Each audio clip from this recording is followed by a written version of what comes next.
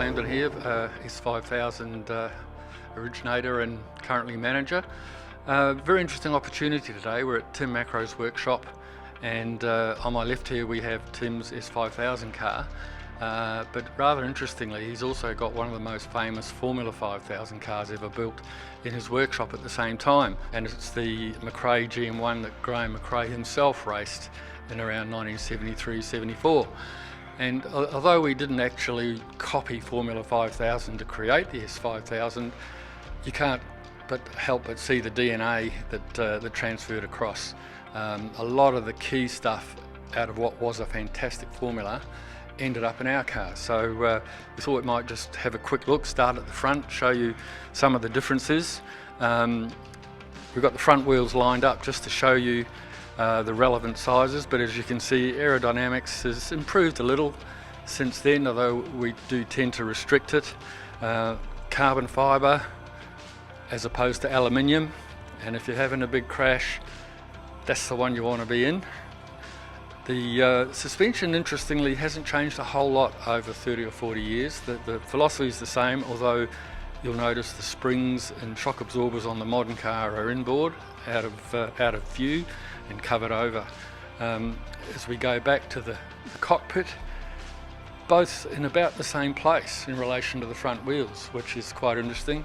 Clearly on the modern car we've got a halo, on the old car we've got not much at all. And I guess those are some of the key safety things that have improved over time. But then if we move further backwards, you'll see that the wheelbase of the S5000 is quite a bit more than the F5000, and most of that is due to the size of the engine that we chose to incorporate. And whilst that does look long, the S5000 car is actually exactly the same wheelbase as an Indy car. So our aspiration to create an Australian Indy car is probably on track.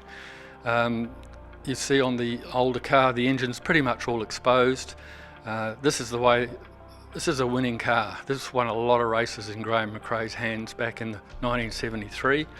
You'll see the massive rear wing. I'm sure it must have produced some downforce, but things have moved on a little bit since then. Everything else exposed, massive cross-ply tyres. This is what captured the imagination of people in Australia and New Zealand and England and Europe and America back in the early 70s. It died away because costs got out of control, and I guess that's why in evolving the S5000 we've very much kept an eye on cost control, so that the car won't cost an arm and a leg to run, and with the controlled items such as the engine and gearbox, the expense can be controlled. But you can see the rear wing, for example, interesting comparison between the two. The modern wing's actually smaller but probably more efficient, even though we're deliberately keeping our aero levels fairly low. The tyres, radials, of course these days, Hoosier radials, interestingly quite tall compared with the good old cross plies from years gone by. So those are the basics. As I said, we didn't initially simply copy Formula 5000, but I think it's fair to say that a fair bit of the key DNA from this transferred across to this.